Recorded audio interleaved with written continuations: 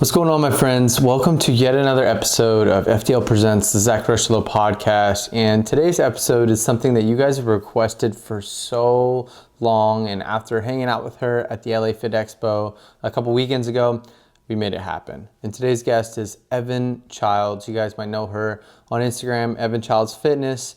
And talk about somebody who's really building a tribe. And at the LA Fit Expo, there were so many young alpha females. She has an alpha female program, but she takes these girls and transforms them into just this new people, not only in their fitness and their lives, but into just completely new people. And it was so cool that we realized that we share so many traits, as in how we see the world, but also so many followers that we share. We each teach a similar audience, and it was super cool, and it just made so much sense to have her on. So if you don't know Evan, Evan was a 4-year player, Division I softball at South Carolina University.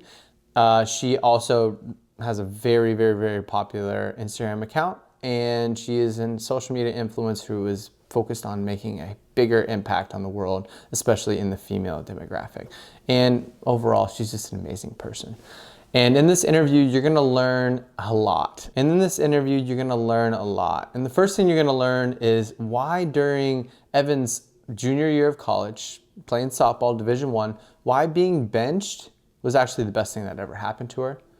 Number 2, you're also gonna learn why moving away from South Carolina after she graduated was actually one of the best things that she ever did. And also why she knew that no matter where she moved, she was going to be successful based on the childhood that she had. And the last key takeaway is how Evan and I share a similar mindset with money. We do not see money as the end all or money to buy things. We see it as something that gives us the opportunity to do something much bigger.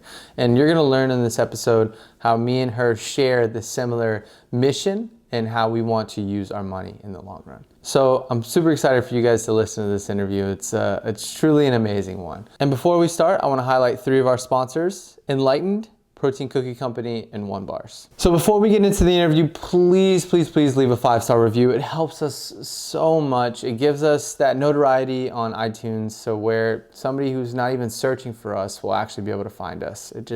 It tells that iTunes algorithm that we're important and we're actually making a positive impact on the world. And that would help us so much. And also, please leave a comment below. Who do you want us to interview next? It truly means the world to me. And if you're listening to this on YouTube, please give the video a thumbs up and subscribe, because it helps so much. You're going to be in the loop and you're going to see when all these new episodes come out. And know that we appreciate you so much.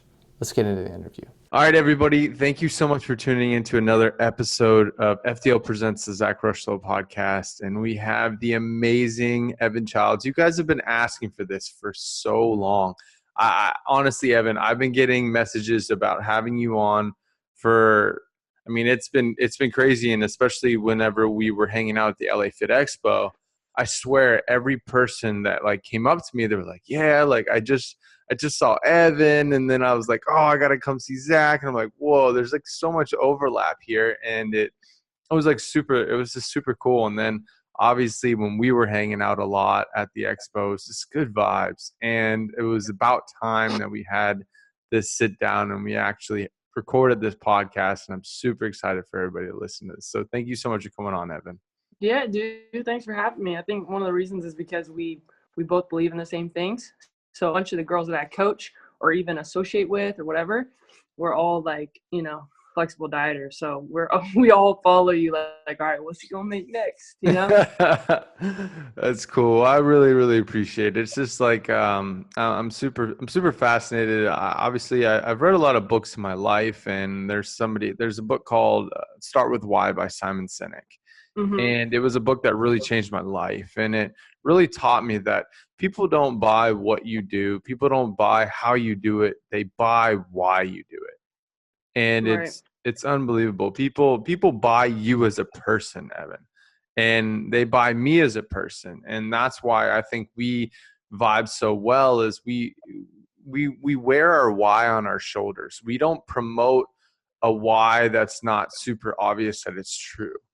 And in the fitness industry, especially, we see a lot of people pushing a surface level why but Mm-hmm. not their true why. And that's why they have these identity crisis and all these things happen, and you turn out, and it's crazy. You're seeing it with social media. I'm going to go on this little rant, but like you see it all over the world now with like all these big name people that were hidden in these big time agencies and the media companies, but now social media is actually displaying who they really were. So if you were a bad person, the world's going to see that you were a bad person. Oh yeah. And it's a great time to be alive, because if you're a good person, you're going to win. Uh-huh. You're going to win 100%. So that's going to segue into the first question. And Evan, if I was somebody just scrolling through social media and I don't follow you, and I happen to stumble upon your page, what is Evan's why behind her page? What is the value that I would get? Why would I follow Evan Childs? Um, Good question. I don't know why anyone would follow me. No, I'm just kidding.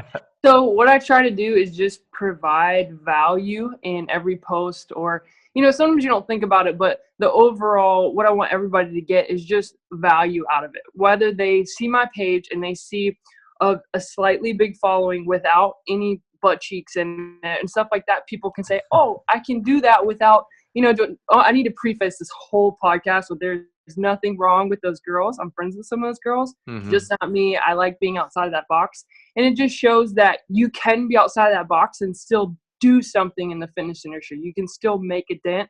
Because I feel like people just they don't think that if they don't show skin, then they won't make it, right? And I don't think that I've made it yet. I'm still doing my own thing, but I refuse to be put in a box, right? And I want people to see that, girls, guys, that you don't have to be put in a box to make it and to make an impact on people. Absolutely. That's amazing. And it's super cool. I'm actually going to be giving a keynote to a big time mastermind here in Austin. And one thing that I'm presenting on is the simple fact of like building a following in your like building a niche type following on Yeah. Instagram and on social media. And I believe we've both really hammered on that. Like I believe the loyalty that we both have is unbelievable, and we literally have an army that is ready to fight for each of us, and that is like a testament. Yes, it takes a lot of work to be able to cultivate something like that. It takes a lot of time and doing the little things that most people won't. And And vulnerability too. Vulnerability is oh, huge. 100%. Yeah.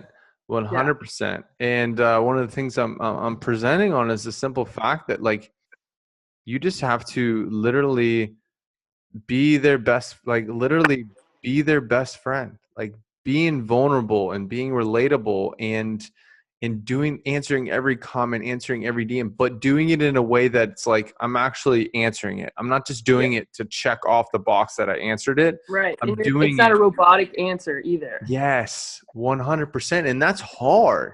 Like Yeah. that's a lot of work. Yeah. uh, it's a lot of work, but it pays off in the end. And I don't know if you've ever read the article "A Thousand True Fans" by Kevin Kelly. Mm-mm. It's like you've done it subconsciously. Like Let me write it down really quick. What's it called? yeah. It's "A Thousand True Fans" by Kevin Kelly. It's That's like so. It's so weird that you said that because I almost said earlier. Give me 1,000 good people. Give me 1,000 followers. Take away the hundreds of thousands of followers. Give me 1,000 good people that will listen and spread the message that I'm trying to, and I'll stick with that for the rest of Instagram. I swear. absolutely. You're literally, so you're gonna read that article and you're gonna be like, like you just literally explained it right there. It's a Yeah. simple premise that like if you focus on finding 1,000 true fans, like literally somebody that you could put something out, they don't even look at the sales page, they don't even look at anything, they buy it because they love you. Right. And if you have those people, then you only need 1,000 of those, and then those 1,000 will literally be your marketing team. Like they Yep. will just market because they love you and they want to see you win. And if everybody comes with that mindset that the world has over 7 billion, I don't even know the number anymore. It's massive amounts, and all you need is 1,000, especially on social media, that Like, yeah, like I said, take away all of mine. If I had 1,000 people that commented on every single post, you're like the most popular person on Instagram. That's so true. It's It's so so true though. true. Like, It and is. it's like, and most of the people that I'm presenting to only have 3,000 to 5,000 followers. Yeah. And it's like, well, are you doing the little things? Are Yeah. you making those people the most special people in the world? And it's like, Yeah. man, like we always look to the next thing, not to what we actually have. And it's Yeah. like, I'm so guilty of that. And it stresses me out. Yeah, man. Um, but so I want to go back, and in your bio before the actual episode, and I talked about your collegiate sports career. Like I talked about all these things that your resume, and you're big in sports. You played college softball, but I want to go back to whenever you were a child. I want to talk about your childhood. I want to come back to like, how did we get to today? So I know for me personally, as I've grown up and I've reflected, my life actually is not a mistake. None of it's a mistake. It's all rhyming. I'm so blessed that I had great parents and great experiences and great mentors growing up that led me and helped me see the world I see today. And the more I grow as a person, I can look back and see, wow, like how lucky was I? I just want to know, like, were there like 3, 5, 1, those moments that like growing up that really helped you grow to the person you are today? Um, I think it was a collection of a lot of little moments, right? I was also blessed to just be born into an amazing household. My dad was a pastor since I was born, and then my mom was a teacher. So yeah, like we never were like super well off, but I always had, what I needed. But more than that, just how they brought me up was just so important. And then growing up with four brothers and a sister who all played different sports. I mean, my sister played volleyball in college. My older brother played football. My twin brother played baseball. I played softball.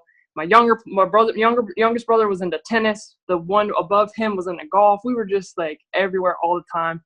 When we were younger, we used to be at like 3 or 4 different ball fields on any given day. My parents were just hustling, right? So just being in that environment of just boys and just constantly competing, I think really helped me, along with a dad who wanted me to compete. But to balance that out, he always wanted me to compete. But I'll say this: this is a moment that I had. I was always a starter. I was always a starter. I was always the MVP, the leader on the team. Whatever. My junior year of college, I got benched because I was doing really terrible. I was in a slump, right? And one of my best friends played my position as well, and she took that spot. And my first inclination was to get resentful and be like, oh, heck no, like you get mad and you get some time to think. And that time that I'm thinking was normally I was the first one at the ball field and the last one to leave because I realized what I was doing wasn't enough. So during that time, just working my tail off to get my position back, I just realized that, like I want it's not to be out this person. It is to my 100% to be better than her 100%. So it just made me competitive, right? It didn't make me want her to do worse. Every time she was at bat, every time she was making a play, I wanted her to do the best that she could do. But I wanted to be better than her best. Does that make sense? And that's something that my dad always taught me. It was never wish ill upon someone. Just outdo them, Always wish success on the people and people to do the right thing and believe in people, but always strive to be better than that. Strive for perfection, knowing you'll never reach it. And that all obviously goes back into my faith, but that was a little moment, and just a bunch of little moments just growing up where my dad would just, sit me down and say, that's not the way a child would do it, and that's hard to like kind of talk about on camera just because those little moments are everywhere and I don't remember each one. But there was a lot of, every time I'd ask something, or can I do this, or can I do that? And it says no. And the answer, and I'd say, why? And it said, because it's their last name, Childs. So that name for me, just stands for a lot. And whether that's my last name in the future or whatnot, like that's always important to me. And my dad instilled a lot of just staying true to who you are and leave there no matter what position you're in. Mind you, those couple weeks I was on the bench, I was the one yelling the hardest in the dugout. You know what I mean? I was always being the leader, whether it was on or off the field. And I don't feel like I'm bragging saying that. I Heck hoped, no. yeah. But Yeah. yeah, just little moments like that. I mean, it translates Hmm. so much. It's unbelievable now. So that'll lead into my question. As on this social media world and becoming an influencer, and how do you see how that has translated into what you've been able to build today? Um, I've never tried to be anything that I wasn't, like, ever. Like, if I ever caught myself like almost making a post like that was fake or forced, I was always like, no, I can't do that. That's not me. That's not me. That's not who I am. So yeah, like I feel like I've always just remained true on social media. And any time someone asks me, how do you grow a following? How did you get to where you are? I'm always like, I didn't do anything different. I was just me. I was genuine. And I provided value. That's it. You know what I mean? Like, I didn't change. And I think a lot of people feel like they have to conform to this Instagram life to be successful. And it's just not true. So, Yeah, absolutely. I mean, how many times do people, and that just leads to what we're doing, but you create something that you wish was there. right, So right. like You that's it. create your demands. Like every time I think of something or I go through something, I am constantly like, okay, what can I give to someone that they need? Like I need to fill that because it's not there for me, which means there's a demand for it. There's a market for it at least. Whether it's anything, anxiety, a workout, you're making food and you're like, why isn't, I'm pretty sure that's how you started, right? It was like there's Yeah. nothing out there. There's no macro friendly recipes for me to follow. Like there's got to be a market for this that can not just make money but to help people, right? This is going to help people, and that obviously translate into monetary gain, but more so you're helping people first. That's the first checkbox, Absolutely. It's value. It's like if you can solve your own problem, which is like the Hmm. number one thing. When I ask anybody, I'm like, why did you start this? And they say, well, there was a market for it. I'm like, that shouldn't be your first answer. Your Yeah. first answer should be, well, I had this problem and I needed to solve it for myself. And Hmm.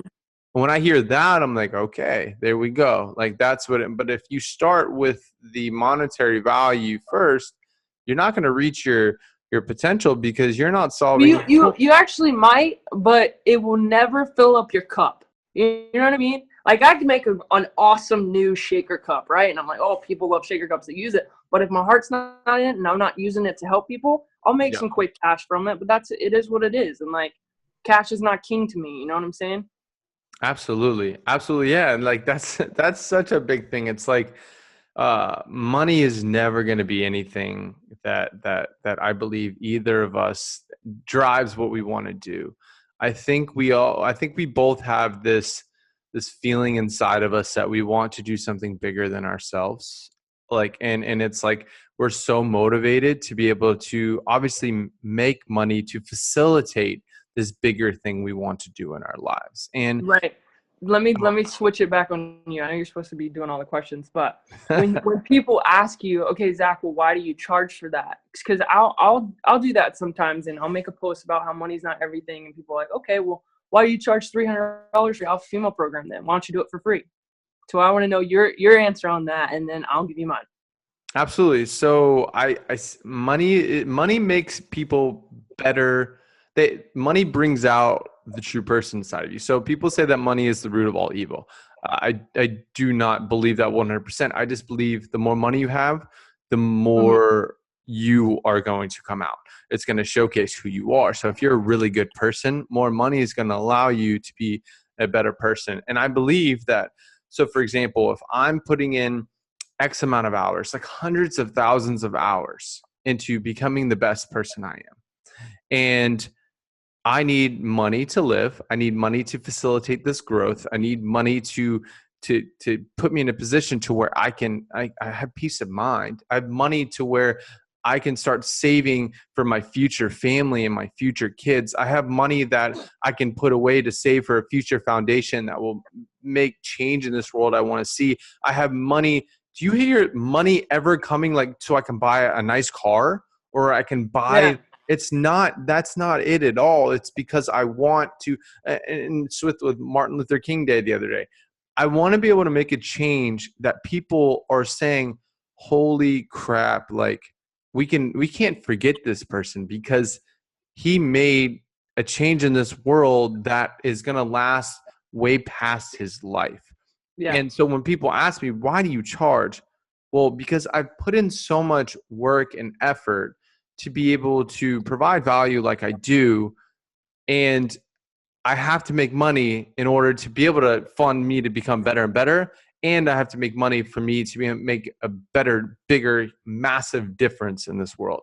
Right. So that is my answer of why I charge, is Yeah. because I would not be where I am today. I would not be providing the value I am today if I would have never charged. I would not have a full-time videographer to be able to put out better content. I would not have a vice president that lives with me that would be able to handle all the back end things. I wouldn't be able to give and support people living out their dreams. I wouldn't be able to pay for them to live and supply their livelihoods. I wouldn't be able to have them wake up on a daily basis in the morning super motivated to live an inspired life. I wouldn't have that opportunity. Right. And yeah, so that got flipped on me, but like that's it. Like it gets So me true, fired up, man. and I can see that you're the same way. Yep. You're absolutely right. You're absolutely right. And all those points are the same with me. I don't support anyone yet, but it will happen in the future. But on top of that, our the people that we serve are a little bit different with mine. If I start giving out free coaching, which I wish I could, and in the future, I plan to. Like, I know my value, but I want to. Right now, I'm still in the building phase and building that name and value and everything. But if I were to give free coaching or $50 this, whatever, do you think people would take it as seriously? Do you think the Nope. girls that the 12 weeks, they absolutely not. The same reason that everybody who buys not everybody, but a big majority of the people who buy those $10 memberships, they never go. They go for the little thing on the keychain because they're paying $10 and they keep that membership rolling and rolling because it's just $10, but they never put in the work. Now, if they were paying $100 a month for that membership, you think they'd use it? Heck yeah. So I have to use that manipulative scheme to make people work. You know what I'm saying? I But agree. on top I of agree with that. everything that you said as well.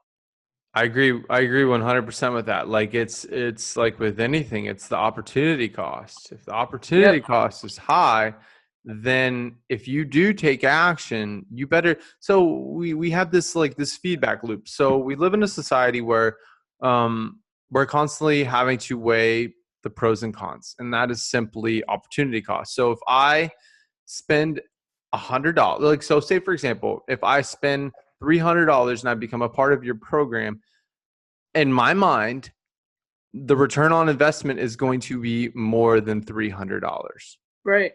Like that's if I say yes.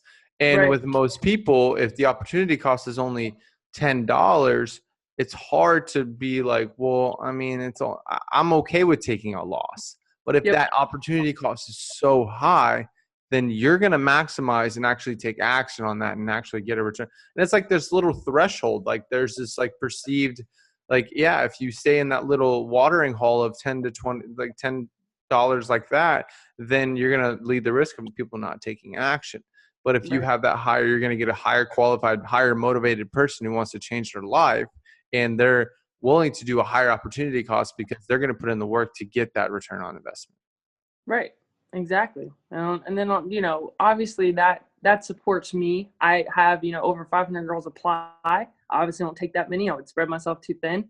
But could I, charge more and take 10 girls, 5 girls? For sure. And people would pay it because the demand's there. But I want to be able to help as many people as I can, right? Before being overwhelmed. So I push that limit each time.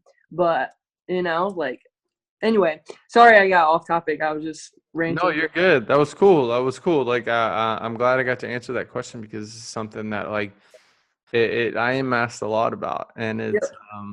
it's a super fascinating thing. So, um, when we were at the LA Fit Expo, Mm-hmm. we sat down and we talked for a while, And one thing we talked about is our perception on this world and how we live in a world that we constantly are thinking, oh, if only I had this, if only I had that. And in reality, we have everything. We have everything. And we talked a lot about going on a mission trip together and being able to come back to reality and understand the true blessings and the freedoms that we have. Like, for example, like we live in a world where everybody has a right to an opinion. Everybody has a right to say this. Um, Everybody has a right Sometimes, to do that. unfortunately, everybody has the Yeah. right to opinion. It sucks, but everybody has a right, but they don't understand that they have a duty. And that's one thing I realized, and I'm so happy. I have a very extensive philosophical background in education, and I understood the difference between duty and right. We have a right to do so many different things, but Yep. it's the understand that a right doesn't mean you should do it. The things that you should do are the things that you have a duty to do. And so we Yeah. have a duty to maximize all these freedoms and rights that we have in order to provide value and make this world a better place. We have a duty, if we bring a child into this world, to be the best parent ever.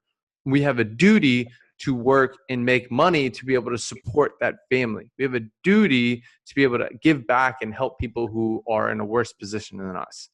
And I believe that me and you and everybody else have a duty in order to help others who did not have the blessings that we had growing up to have a chance to win in life. And we talked about going on a mission trip. And I just want to get your thoughts on that, because it's just like, it's something that I definitely need, because I get so caught up in the minutia that I just, it's like I get so overwhelmed sometimes. I'm like, for what? Like, what am I getting Yeah. overwhelmed about? Like, Yeah. Just wait till you go to a third world country.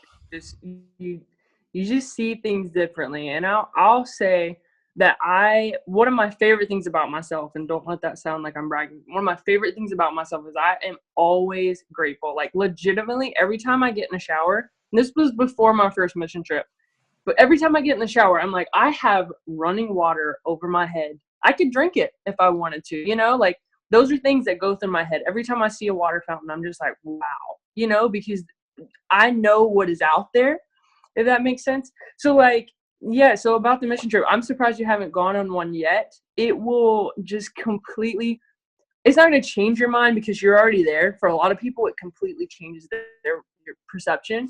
But for you, it's just going to really fill up your cup in the way that how you can see that you can serve others, right?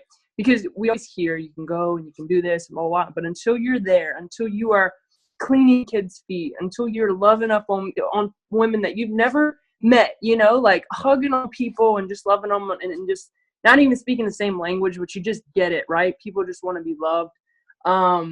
It's gonna change you. It's gonna change who you are. So now, like, I'm obsessed. I've only been on one, and it was to the Dominican Republic, and it wasn't like anything crazy where like kids were starving or anything like that.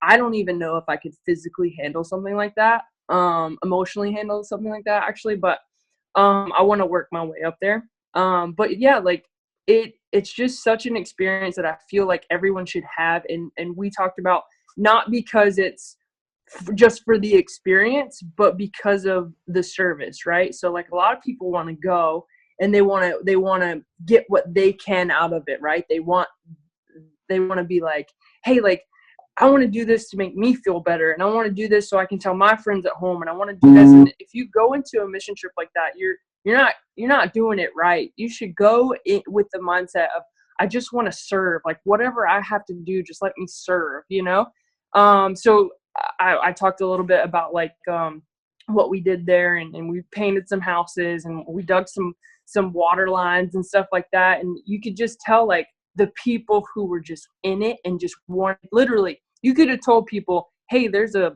crap house in the back. You got to go clean that up. And some of the people I was with, they would have done it without thinking twice, right?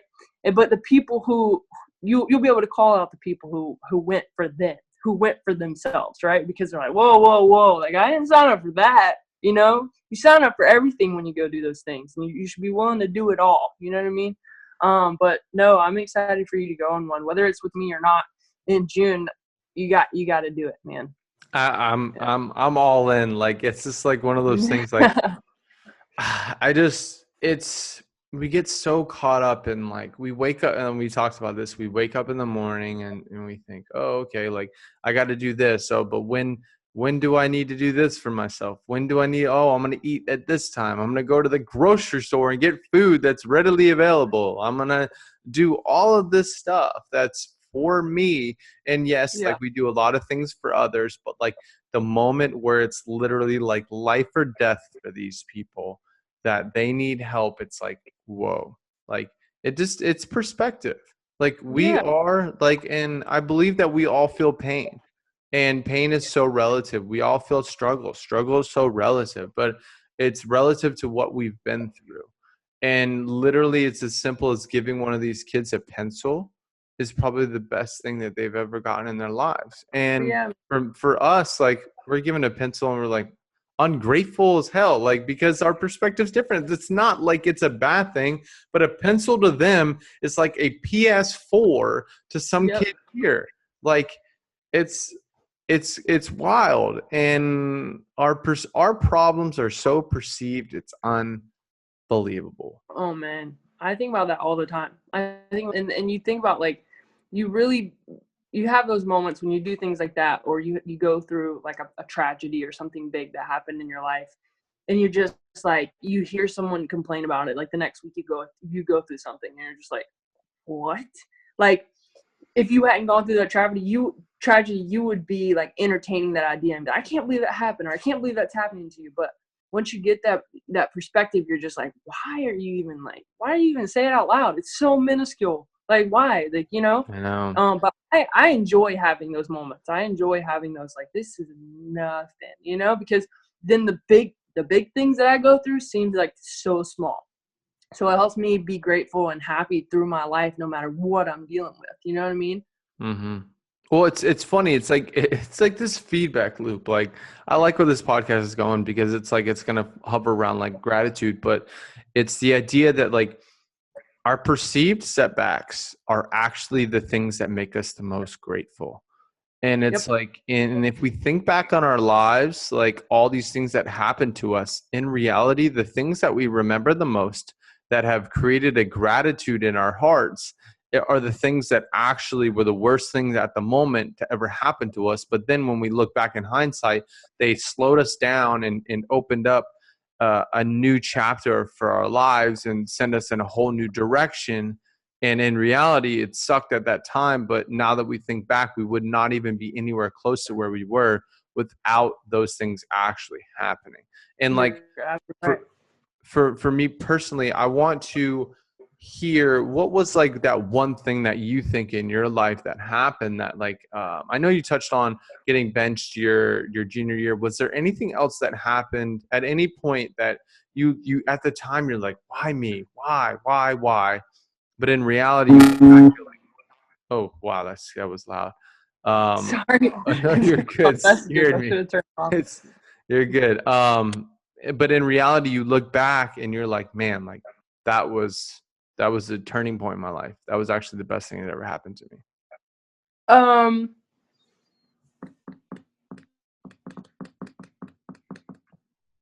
there's not anything that's like gone negatively, but there's been some risks that I've taken that I learned a lot from moving away from South Carolina.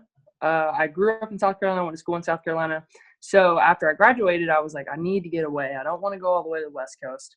I want to move. So I moved, or I sent out some feelers and some resumes to some gyms in Florida, because at that time I knew I wanted to do something in fitness. Didn't know necessarily what it was, but I was doing some group training stuff, and got a call back from Florida.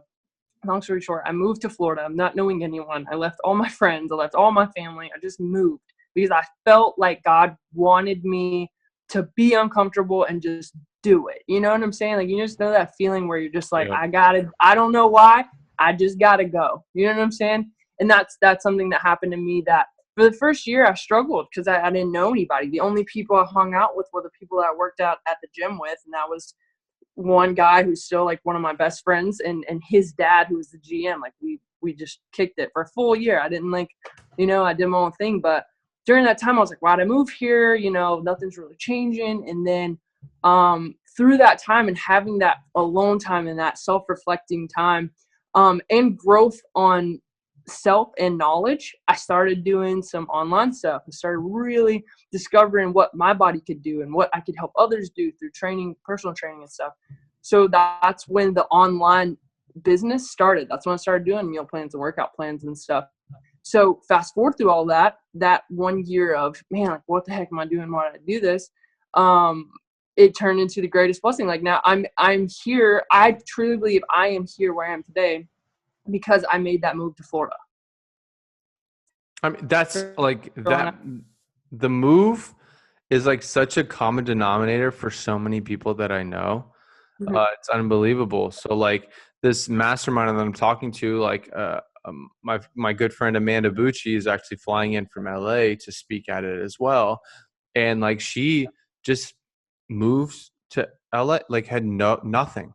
Like she had nothing. And she just went out there and just took a risk. And now she's been able to do what she's been able to do. But like, it's just like, I hear this all the time. It's like moving away from somewhere comfortable. Like for me, moving away from Florida, even though I lived there pretty much my whole life, was the one thing that, and then when I go back to Florida, I feel so like, I don't know. It's like, I was just in South Florida and like, I feel like everything moves so slow. Like, it's my first time being in a Publix again. I'm like, golly, I'm like, moving so slow.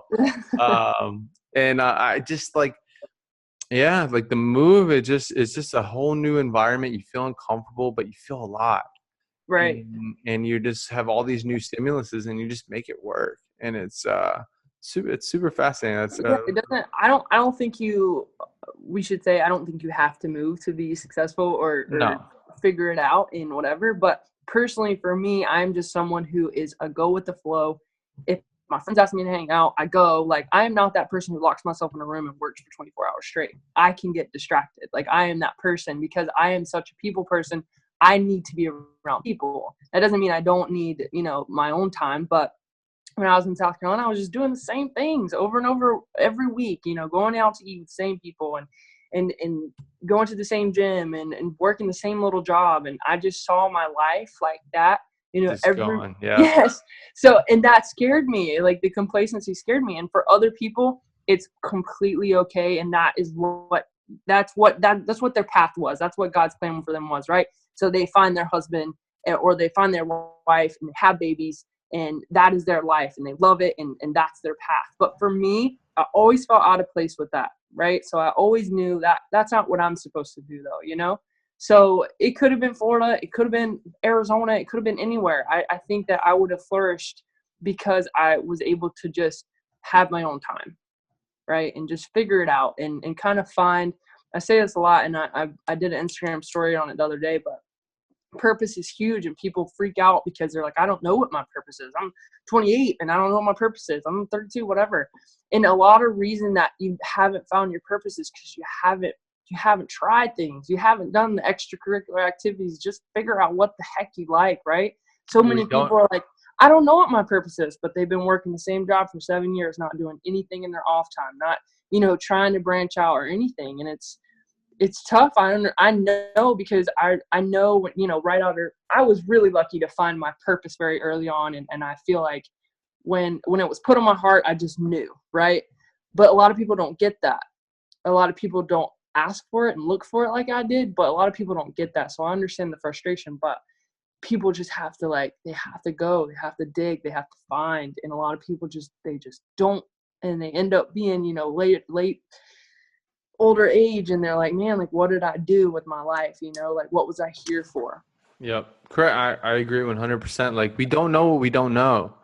Yeah. And that's going to be the biggest thing is I don't know how many times I've learned something I didn't even know was even a thing because I'd put myself in a position to actually need to learn that thing. Yeah. Or made me vulnerable to where that thing became very apparent to me. You need to make this a priority.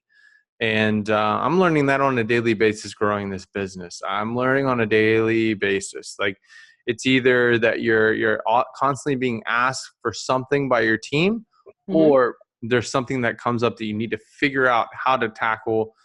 And it's like this constant battle. It's like all the time. And like, it's hard. It's really hard. Like Yeah. I this morning, like, I'll be honest, like I was on a little bit of a breakdown, because it was just like, there's just all these things, like, and I see myself as a creative, and it's so hard to have to be available for so many people on your team that are on the same mission, and it's great, but then you have to be available for them. So then the creative actually gets put on the back burner, and then you're constantly having to put them in the best position to succeed. And it's like, it's so hard to balance that. And that's something that, like, when you go into business, and that's something that I'm going to have to really evaluate as the future goes on, figuring out, okay, do I have somebody take over my role as CEO and I stay in a creative role?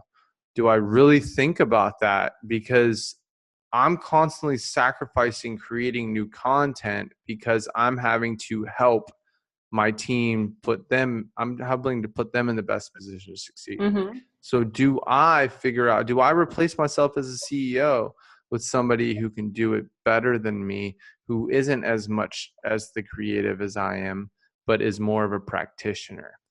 And that's something I think about a lot, because like, I look at somebody like, I don't know, somebody by the name of Ryan Holiday. He's one of the best authors of all time. And I was listening to him talk the other day, and he was talking about like his creative process, and he was like, what does my dream day look like? And that's what I want everybody to understand. Okay, when you go into what you're doing for a living and everything, what does your dream day look like? Because you could probably make your dream day happen right now. Why wait till the end of your life to make that dream day happen? Work so hard, buy things that take you away from that, like spend money on those things. Actually evaluate right now, is it actually possible for you, if you want to live in Cabo and sit on the beach every single day?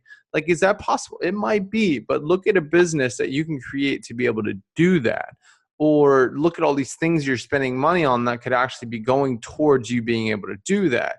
And like, for me personally, my dream day, I would love to be able to wake up in the morning, not have to be in any type of rush, and slowly ease into my day, 30 minutes, and then I have a coffee, and I write for 3 to 4 hours. I would love that. Write for 3 Yeah. to 4 hours. I have lunch, and then after lunch, I'm filming something. I'm in front of a camera for probably 3 hours. Then I go have a quick workout, and then I come back, I have dinner, and I start to kind of just like chill out, and then I consume some type of content.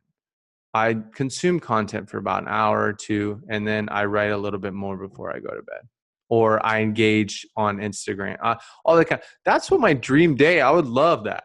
I would Heck love yeah. that. But right now, that's not happening. Like, it's like I just get it. I have spurts where I'm like able to be creative, and there's like this.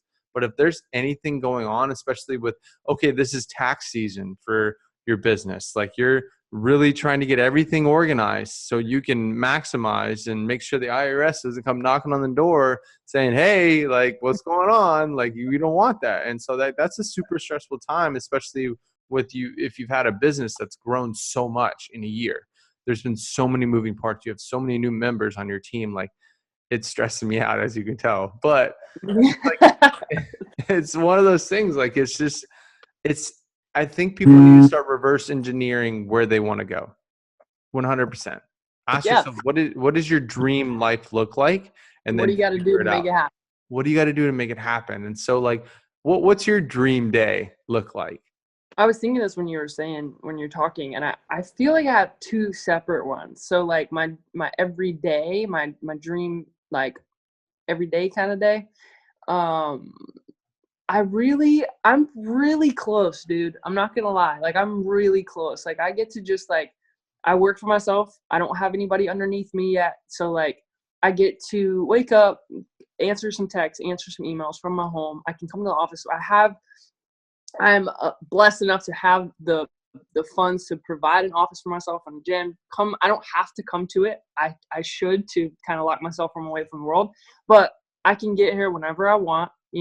I can create content for my girls, send out emails, answer a lot of the texts I get. I'm gonna say they're because I have a separate phone for my alpha girls, right? So like I'm communicating with these girls every day, and 50% of the email texts that I get, they're all just grateful texts, or like, this has changed my life, or or asking me just random questions about anything, and like not fitness related. I'm just giving, almost have like a bunch of like little sisters and older sisters, right? So a lot of these girls like look up to me, and I'm able to just through a device speak light into them, right? And then the other 50% is like fitness related questions and stuff, which I also enjoy answering. So yeah, that, and then I wait for all my friends to get here, and then we go lift in my gym. You know what I mean? My personal gym where nobody else is here. You know what I mean? So obviously, like, in the future, I want those to get bigger and better. I want the alpha program to get bigger and better. I have a really hard time delegating stuff. I have thought about bringing on other coaches. Ideally, I could bring other coaches, and I can feed the niche of girls that want to be a part of this program. But as you said earlier, my double-edged sword is that my brand is me, right? So people are going to pay money to have me as their coach, not someone that I'm introducing to them as their coach. You know what I'm saying? So that's a battle that I have to fight in the future. But in the future, I want a bigger gym that everybody can come to, all members. I want we were talking about this the other day, I just want like a fantasy factory of gyms, and I have not seen it being done before. And the only reason I want it is not to be like, oh, I have a gym. It's just to create this like culture of just people, because all the people I lift with and work out with are so awesome. We all have the same mindset, and nobody's egotistical. We just do it because we love it, and we help people that want to be helped. And we just come here and chill and talk about good things, right? There's no negative vibes, and just have a big gym where you walk in, there's just a freaking whole wall of TVs, everything sport. If there's a game on, like during college football, every game is on that wall. Like a lot of times you walk into a gym, there's like 4 TVs. I'm talking about a whole wall. I'm talking about like maybe 8,000 square foot of just badass, man. Like all I can think is just like grungy powerhouse, not powerhouse, powerlifting, bodybuilding, just like something I haven't seen before. You know what I mean? And that would be the dream, to wake up and be able to say, like, this is mine. And when I think of it, I was talking to my boys earlier, and I was just like, like, I don't see making a lot of money from that, to be honest. Like, gyms they're not profitable. But it's a dream, and the dream is not because of the money. The dream is just because of the culture that it can attract. You know what I mean? Yeah.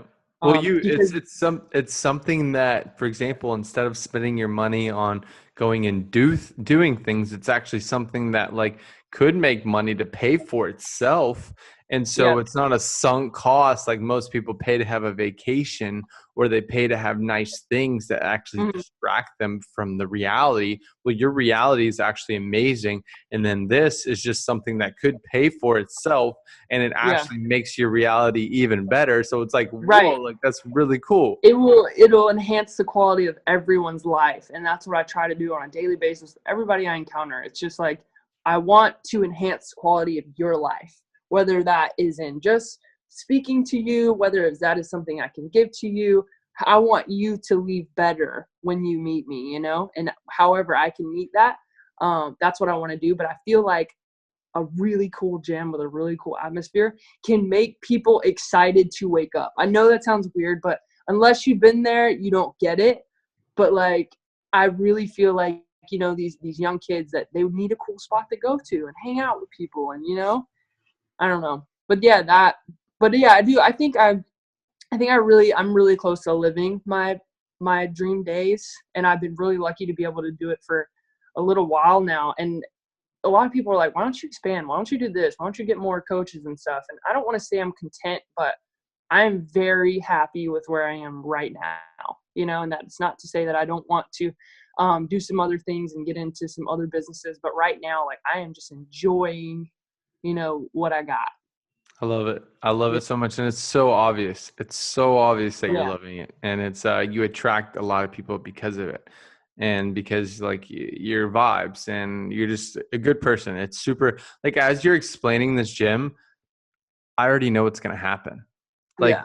that's the cool part about it. Like I get that feeling with some people, and it's definitely like I in my head I'm like, well, I'd bet on that. Like I'd bet on that happening, which is like Yeah. really cool thing. So we're getting close on time, but one thing that I wanted to I have two more questions. One more is I have a lot of female, like we do share, like we both have a big female audience. So Hmm. 73% of my followers are female. No Which is way. Women love pizza and chocolate and like they cake. do. That's They why. love it. They love it. Like, So guys are um cooks.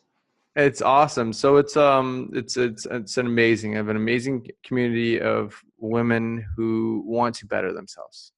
And it's they're just looking at a way to be able to take their current life and make it even better, or their current struggles and solve those problems. But they're all good people.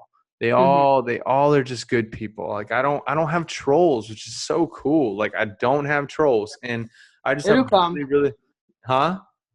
It'll come. It will. I hope not. But I just have good people that I believe we attract what we attract, and I've been able to. I've been blessed. Let's put it that way to be have such an amazing community. So, what advice would you be able to give to my female audience on just becoming the person that whenever I believe that whenever Evan Childs walks into a room, that room is a better place, that everybody in there is better because they met Evan.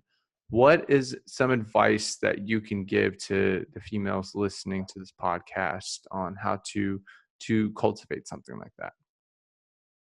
Um, I would say just like be kind. I know that sounds stupid, but just project light wherever you go, right? And don't like there's so many days like you could take the worst day of the year for me. Like so I lost my dad 3.5 years ago now.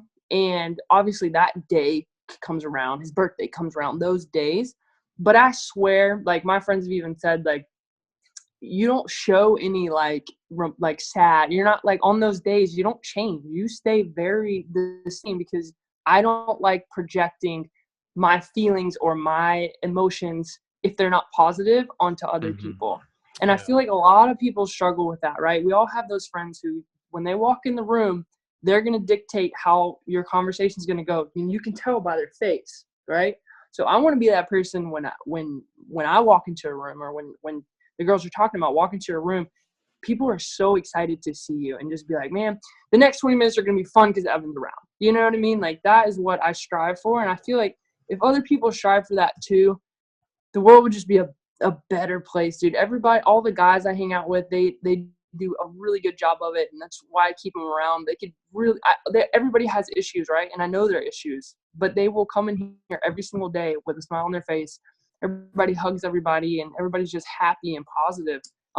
So I think that girls, guys, anybody, when you walk into a room or, anytime, just project happiness, regardless of what you're going through. And I know that has some like caveats to it of just like, I can't be happy when this is happening or whatever, but do your very best to just make people happy when you're around them, right? Whether it's, and that doesn't mean cracking jokes and being whatever, someone's presence can be happiness alone, right? Like you have those people in your life that just when you're around them, they don't even have to be talking, but you just feel comfortable. You just feel good because you're in their presence, right? Hmm. And you can create that by the experiences that other people have with you of just being happy around them or just being generous and just grateful.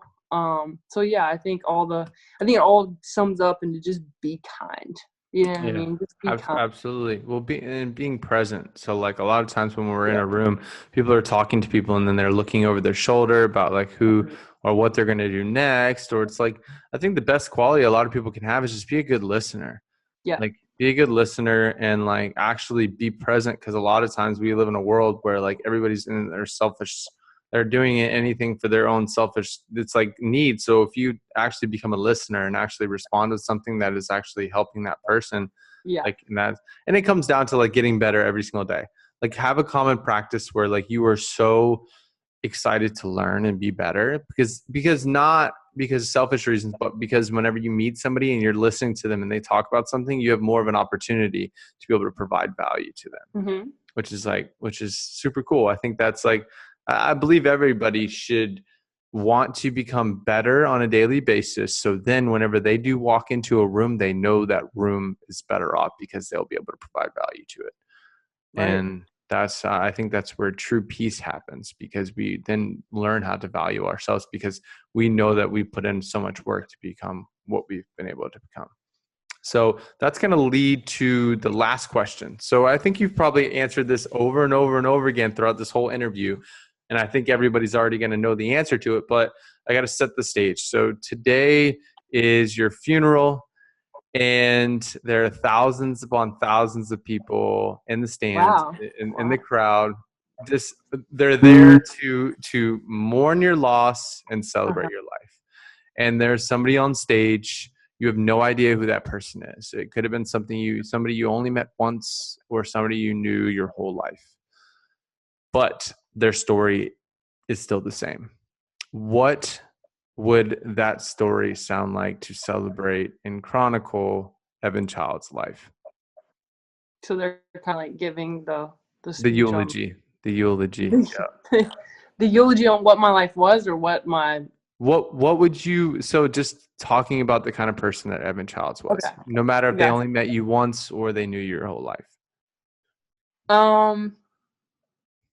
I hope that one word really, like, I am so grateful all the time. Generous. I really strive to be very generous with my friends and my family and to strangers. That's one thing I try to push off on people too, is just be generous, give without asking, give without, expecting something in return, you know, providing I don't want to say providing value, but enhancing the quality of people's lives, whether it's strangers or friends or family. Those people are better because I was in it, right? Everybody wants that. But yeah, I just want to leave a strong legacy of, what this is going to sound bad because it's like, what would Jesus do? But like, what would Evan have done in that situation? Or what would Evan have said in that situation? Or how she would have acted? I want to live a life so bold that people are able to say that and want to do what they know I would do. Does that make sense? Absolutely. So yeah, Absolutely. just grateful, generous, kind, and bold. I love it. Yeah, I love it. And that yeah. all, I mean, that was amazing. So, I mean, yeah, I literally, when you were saying that, I was like, man, like she's like literally taking the words out of my mouth. So, I just want to take this opportunity right now to just say thank you. And then I appreciate you so much. Like, I know every time we talk, like, but like, I just know every time we talk, like I literally leave the conversation like, dang, like Evan's going to be one of my really, really good friends for time to come. Yeah, dude. And I always thought that too. I always like I know captions are like, some people don't believe in captions, but I believe in captions, and I would read yours and I'm just like, this guy knows it. He gets it, right? Like Mhm. you kind of, what's the phrase where it's like you attract what you want to be, you know what I'm saying? Like, A law of so I would read, attraction. yes, I would read those captions. I'm like, this guy's preaching to me, right? Like, I get it. And I think he gets what I'm saying. And sometimes, like, you just have to meet those people who just get it, right? You don't have to explain it to them. You just have to get it. And I've always felt like you were one of those guys, just one of those brother from another mother kind of things, like, just kind of destined to be in each other's lives somehow. And I'm just grateful that you're in mine. So Absolutely. Well, just know that the feeling is so mutual, and I know anybody that listened to this podcast is so grateful that they were able to hear your story and your insights, because this is a really, really good one, and there's tons of value in here. And what I've always wanted to do with this podcast is just be able to tell a story that I believe the person that I'm interviewing never has been able to tell. and or the story that they truly would want to tell. Not an interview, not something like that, but something that can literally open you guys' mind on what is possible and what it's meant, what it's like to like that me and Evan would love for each of you to have the same feeling that we have on a daily basis, being able to live inspired.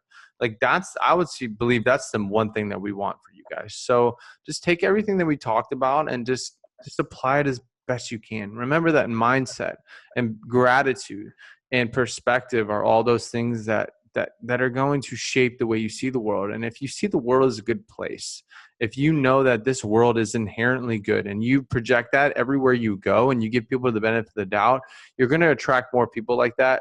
And thus you're going to be leveled up in your world, in your life. It's going to be better.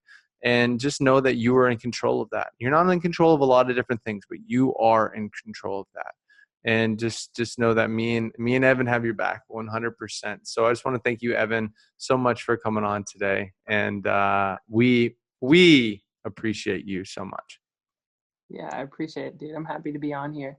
Absolutely. Absolutely. So you guys, thank you for listening. And that was yet another episode in the books. So we will see you guys in the next episode. And as always, thank you for watching and God bless. See Thank you, ya. Evan.